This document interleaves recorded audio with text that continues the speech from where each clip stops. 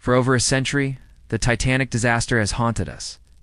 Movies, conspiracy theories, love stories, and lost fortunes. But what really happened that night? Why did so many die, while others survived against the odds? In this journey, we'll dive deeper than ever before into the untold stories, the mistakes, and the myths that still surround the world's most infamous shipwreck. At the dawn of the 20th century, the world was changing fast. The shipyard's legacy stretched back half a century, its walls echoing with tales of triumph and tragedy, of sons following fathers into the same relentless, smoky world. The project dwarfed anything the shipyard had ever attempted. New slipways carved out of solid ground, gantries taller than churches erected to support the growing hull. Science, industry, and ambition drove nations to build ever larger, faster, and grander ships. To build the world's largest liner was more than an engineering challenge. It was an arena battleground where pride, innovation, and national ambition collided. Its ships, the Lusitania and the Mauretania, were legends, winning the blue ribbon for the fastest Atlantic crossing and dazzling passengers with their sleek design and powerful engines. Rather than race for speed, they aimed to conquer the seas with comfort, stability, and luxury. Olympic, launched first in 1911, set new standards for size and safety. But it was Titanic's second in the series that would carry the White Star banner to the world. Newspapers chronicled every step of her construction, detailing her record-breaking length, her lavish interiors, her mighty engines. For a public obsessed with modern miracles, Titanic was the latest and greatest a testament to human ingenuity. One phrase stood out: unsinkable. No ship had ever been described with such confidence. We must first meet her people, not just names in a ledger, but living souls, each with dreams, fears, and unfinished journeys. For some, Titanic was a floating palace. For others, a final hope. All would find their fates forever changed. And though Titanic's own designers hesitated to make the claim outright, public imagination ran wild. It was a city at sea, her population a cross-section of the world in 1912. There were millionaires and magnates, actors and authors, priests and politicians, servants and street vendors, young families and lone travelers. More than 2,200 people, hailing from every continent, speaking dozens of languages. Their ships would not break records, but they would be palaces on water-floating cities, where every need was met and every desire indulged. Here, the great shipping lines waged a relentless war, and the most powerful empires on Earth competed for supremacy. At the heart of this struggle were two giants, Cunard and White Star Line. Brochures described staterooms fit for royalty, chefs with Parisian training, electric elevators, and a swimming pool at sea. The shipyard was a living organism, its own rules, language, and dangers. Deadlines loomed, accidents were common, and every man knew he was part of something that would outlast him. It was a test of human will, skill, and endurance, one that would consume a city and define a generation. Among them, Titanic was to be the crown jewel of floating palace, built for speed, comfort, and pride. In 1912, at the height of the newsprint age, few stories captured the world's imagination quite like the promise of a floating palace, as nearly unsinkable as it is possible to make a ship. The White Star Line imagined her as the safest, most luxurious ship ever to sail the Atlantic. Her creation was not just about crossing an ocean, but about conquering the limits of the age. Over 3 million rivets each, heated red-hot, hammered into place by hand. Miles of steel plate weighing thousands of tons, shaped and hoisted by hydraulic cranes known as the Giants. Titanic was not simply born. She was forged day by day, rivet by rivet, in the heart of Belfast's Harland and Wolff shipyards. At the dawn of the 20th century, Harland and Wolff was the pride of Belfast, employing over 15,000 men and boys. Here in 1909, the first keel plates for Titanic were laid. Building Titanic required materials and methods on an unprecedented scale. Every day, teams of platers, riveters, caulkers, and carpenters worked in choreographed chaos. The Atlantic Ocean, at the dawn of the 20th century, was not only a route between continents. The Cunard Line, backed by British government subsidies, prided itself on speed. The White Star Line, owned by American financier J.P. Morgan's International Mercantile Marine, chose a different strategy. The Olympic-class ships were an answer to Cunard's challenge.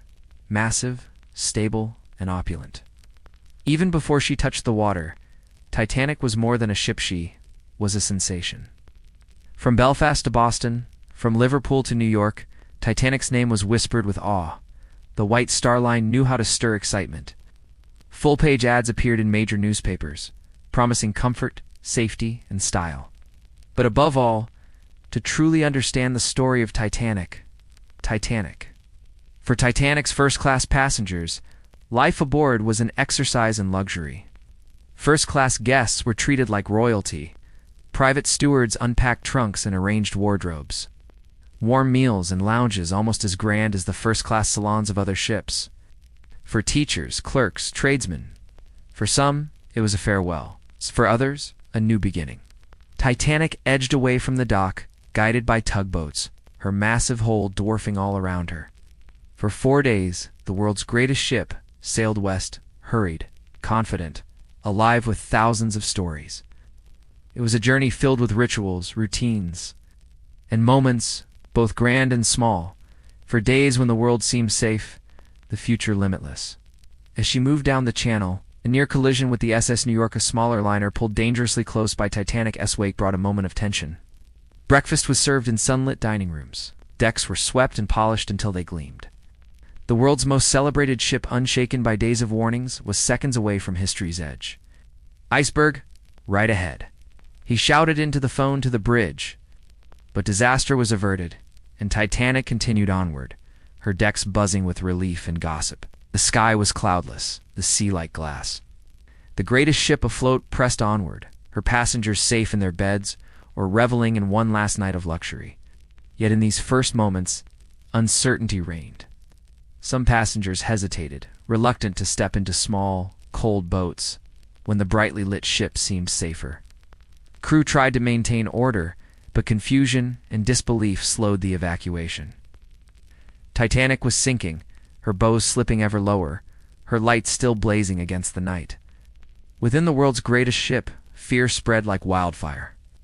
But so too did bravery, love, and sacrifice. The impact was a long, grinding shudder barely felt in first class, but unmistakable in the lower decks. Other liners, already slowed or diverted, sent warnings. Icebergs, heavy field ice, large quantities reported ahead. The Marconi operators Jack Phillips and Harold bride-logged each message, passing some to the bridge, others lost amid a flood of passenger telegrams. In those small boats, courage was tested, fear ran high, and the line between hero and coward, fate and choice, grew thin. But danger was gathering in the cold, silent darkness, a danger both seen and unseen. The world's greatest ship, Titanic, was ready to set sail, bound for New York and for legend. In modestly wealthy families, second class offered dignity and the taste of a better life. The journey began not with the roar of engines or steerage. That Titanic's greatest human drama unfolded. The most respected seaman of his generation, beloved by crew and trusted by the world's wealthiest travelers. Smith was making his last voyage before retirement, a final honor, and for him, a kind of homecoming. Over 700 passengers in third-class Irish, Swedish, Finnish, Italian, Lebanese, and more shared a single hope that America would offer them a new start. But with the pop of champagne, the rustle of silk, and the hush of anticipation. Comfort and excess. The world's wealthiest travelers found not just transportation, but a floating palesa realm where every need was anticipated. From the bridge to the engine room, the kitchens to the coldest holds, these were the hands that kept Titanic alive. Professionals, dreamers, and sometimes the last line between order and chaos. Every whim indulged, and the cares of land seemed to drift far away. From the moment they stepped aboard in Southampton, below the glittering ballrooms and marble halls, life aboard Titanic was very different for most of her passengers. Here, in second and third class, every berth was precious. Every small comfort treasured, every mile at sea, a step toward new beginnings, or the memory of what had been left behind. Titanic's second-class accommodations set a new standard for comfort at sea private cabins. But it was in third class. Beneath Titanic's glittering ballrooms and crowded cabins moved a silent army, her crew. At Titanic's helm stood Captain Edward John Smith. If the bridge was Titanic's mind, her engines were her heartened. Her lifeblood was coal. Down in the bowels of the ship, in a world of endless heat and relentless noise, over 300 engineers, stokers, firemen, and trimmers worked in shifts around the clock. The morning of April 10th, 1912, arrived with promise and anticipation. In Southampton, thousands gathered to witness history. At noon, the order was given. Cast off lines. With Europe behind her and America ahead, Titanic settled into the steady rhythm of an ocean crossing.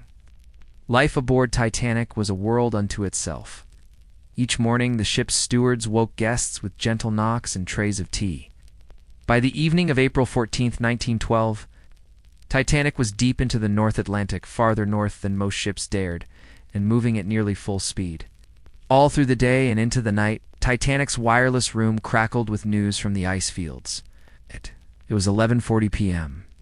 On Sunday, April 14, 1912, Titanic steamed into the night, her decks quiet, her passengers asleep or at play.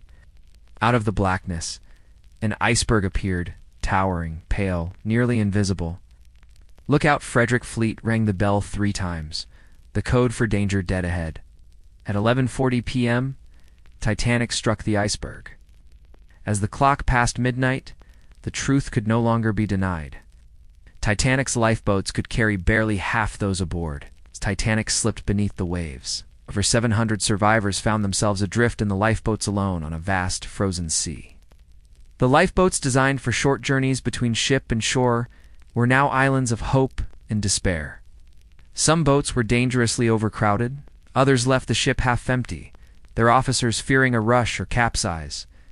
All shared the same ordeal: the biting cold, the darkness, and the terrible sounds of hundreds calling for help in the water. April 15, 1912. The most famous ship in the world is gone. In her place, a scattered flotilla of lifeboats. The silence broken only by the sound of the wind, the slap of oars, and the muffled cries of the living and the lost. Captain Arthur Rostron and his crew have performed miracles, diverting the liner in the dead of night, readying supplies and medical aid as they come. For 3 days, they had clung together in grief and relief, floating between worlds. Led by Senator William Alden Smith, the inquiry called crew, officers, and even the richest survivors to recount their experiences. Now, they found themselves at the center of history, welcomed, questioned, sometimes accused, and always remembered. Myths bloomed. The band played nearer, my God, as the ship slipped away. The captain stayed on the bridge to the end. Many tried to find her. All failed, till 1985, when the world finally saw Titanic again. Lovers died in each other's arms. Some legends grew from truth, others from rumor and Nita, way to make sense of the senseless. For Titanic survivors, rescue is still only a hope. But across the horizon, help is coming. We remember the lives lost and the lives forever changed, the warnings heeded and ignored, the courage shown in the face of darkness. She is more than a ship, she is a memory, a lesson, a legend. Her decks held hope and heartbreak, triumph and tragedy, the best and the worst of an age. In her loss, the world found humility, courage, and resolve. May we never forget the night the world changed, and may we always honor those who sailed into legend aboard Titanic. At 4 a.m., aglow on the horizon, the RMS Carpathia, racing at full speed through dangerous ice fields. 2 miles down deeper than sunlight, in freezing water technology finally met myth. On September 1st, 1985, the first images appeared. A boiler, a hull, the unmistakable prow of Titanic. On April 18, 1912, Titanic survivors stepped off the Carpathia and into a maelstrom. Across 2 continents, the world demanded answers. How could the unsinkable ship be lost? Who was to blame? What would be done to prevent such tragedy again? For a lucky few, reunion brought joy. For most, the dockside was a place of heartbreak, wives without husbands, children without parents, friends embracing in silence. Many would spend hours scanning the crowd, hoping for a face that would never come. In the weeks after Titanic's loss, grief gave way to anger. Barely days after Carpathia docked, the United States Senate launched its investigation. Titanic was lost to the Atlantic, but never to history. Long after her hull vanished beneath the waves, her story rose again, haunting, inspiring, forever changing how we see ourselves and our age. In the first weeks after the disaster, the world was gripped by Titanic fever. For more than 70 years, Titanic lay undisturbed, her story, whispered by survivors and memorialized in legend. But her grave lost to the deep. Dr. Robert Ballard and a Franco-American team launched a mission that blended science, engineering, and a touch of obsession. Titanic's journey ended more than a century ago, but her story never truly leaves us. As the years pass, new generations hear her story and find themselves reflected in his Howard dreams. Our pride, our longing to cross unknown seas, Titanic sails in history, in hearts, in every lesson learned, and every story told. We are all her passengers now. Thank you for joining us on this voyage.